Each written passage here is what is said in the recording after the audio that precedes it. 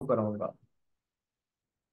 दूसरा exception to doctrine of indoor management है, जहां पर आउटसाइडर इंडोर मैनेजमेंट का फायदा नहीं उठा सकता। वो है सस्पिशन ऑफ इरेगुलरिटी। वो है सस्पिशन ऑफ इरेगुलरिटी की मतलब उसको शक होना चाहिए था कि कुछ ना कुछ गड़बड़ है, पर वो नेग्लेक्टेड रह गए, उसने नेग्लेक्ट कर दिया। उसने कहा छोड़ो ना यार, भले ही शक की जगह हो रही है पर अपने को क्या मतलब है। देखो परिस्थिति ऐसी बन रही है ना कि आपने नेग्लेक्ट किया है किसी चीज को, तो आपको कानून कभी भी वो कहते हैं ना अवार्ड नहीं करेगा, आपका साथ नहीं देगा। यदि आपके पास में शक करने की जगह थी और आप इसलिए नहीं कर रहे हो कि छोड़े ना यार कौन करे, आप नेग्लेक्टफुल हो रहे हो, तो कानून आपकी सहायता नहीं करेगा। सस्पिशन ऑफ इरेगुलरिटी केस का नाम है आनंद बिहारी लाल वर्सेस दिनशो एंड कंपनी और Houghton and company versus northern लोई एंड विल्स लिमिटेड। सर देखो, एक जैसे आनंद बिहारी लाल का एक छोटा सा एग्जांपल लेता हूँ, ठीक है, कि एक बार क्या हुआ, ये आनंद बिहारी लाल जो थे, ये गए कंपनी के पास में। आनंद बिहारी लाल गए कंपनी के पास में उस कंपनी की जमीन खरीदने के लिए। ठीक है सर, कंपनी का अकाउंटेंट बोलता है कि कंपनी ने मुझे ऑथराइज कर रखा है कंपनी के बिहाफ पे जमीन बेचने के लिए। ठीक है, तो आनंद बिहारी लाल को सस्पिशन होना चाहिए था कि यार कंपनी के बिहाफ पे कोई जमीन बेचेगा तो या तो वो डायरेक्टर के कद का आदमी होगा या सीईओ के कद का आदमी होगा।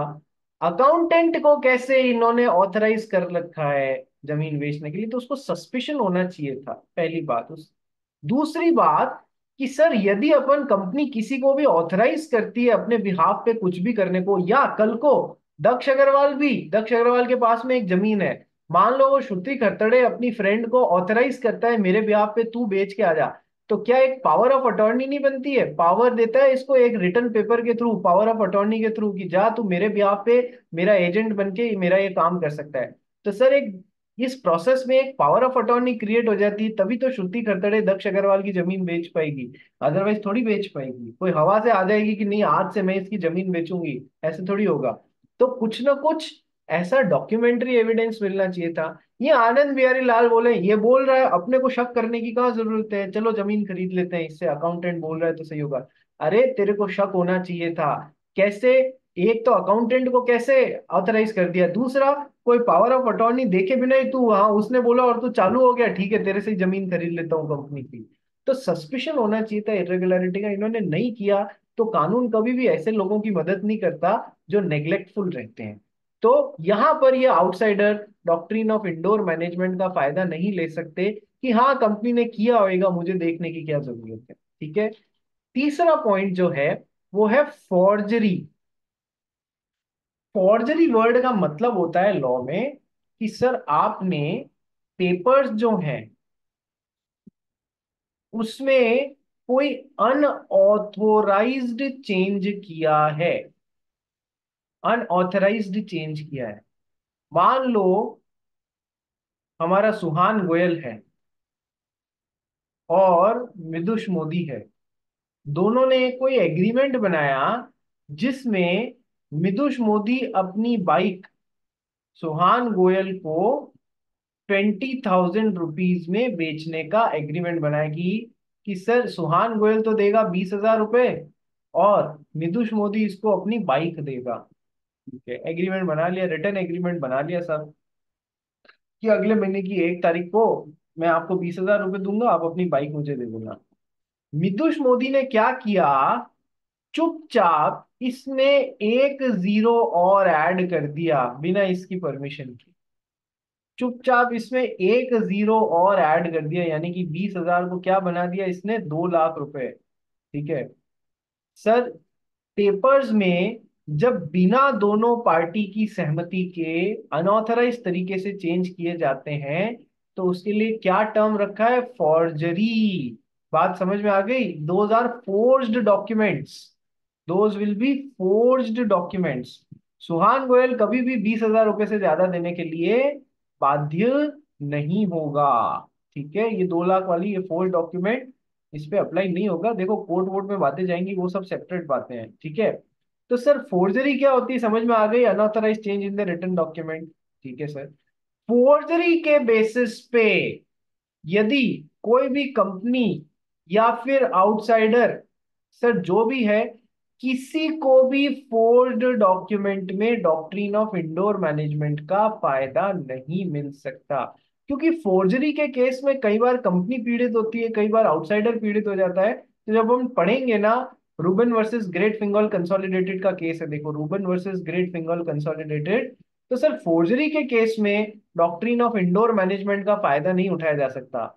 आउटसाइडर को कंपनी ने कोई डॉक्यूमेंट इशू किया है, कंपनी के किसी एम्प्लॉय ने उसको उसमें फोर्जरी कर दी, कंपनी के किसी एम्प्लॉय ने उसमें फोर्जरी कर दी। आउटसाइडर बोलेगा कंपनी के क्लोज डोर्स के पीछे क्या हुआ है मुझे क्या ध्यान, मैं तो बिल्कुल सब कुछ सही हुआ है ये मान के चल सकता हूं। पर इधर केवल आउटसाइडर ही वो आदमी नहीं है जो इफेक्ट हो रहा है, कंपनी भी तो इफेक्ट हो रही है अपने एम्प्लॉय की।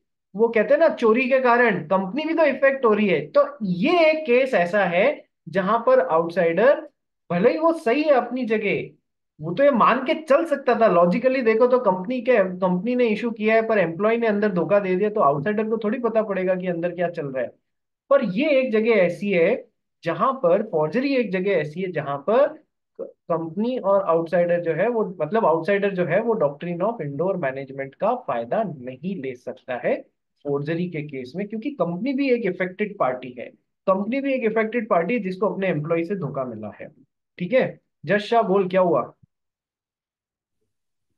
और कंपनी भले अफेक्टेड हो, पर कंपनी के ही किसी पर्सन ने ये फोर्जरी किया तो फिर ये तो उनका प्रॉब्लम होता है ना कि हाँ भाई मैंने अभी दूसरे लाइक। लॉज में होता है एक कंपनी, एक ऑर्गेनाइजेशन अपनी एम्प्लॉय के हरकतों के लिए जिम्मेदार मानी जा सकती है या नहीं जा सकती, इधर हम कंपनीज एक्ट नहीं दूसरे एक्ट देखेंगे।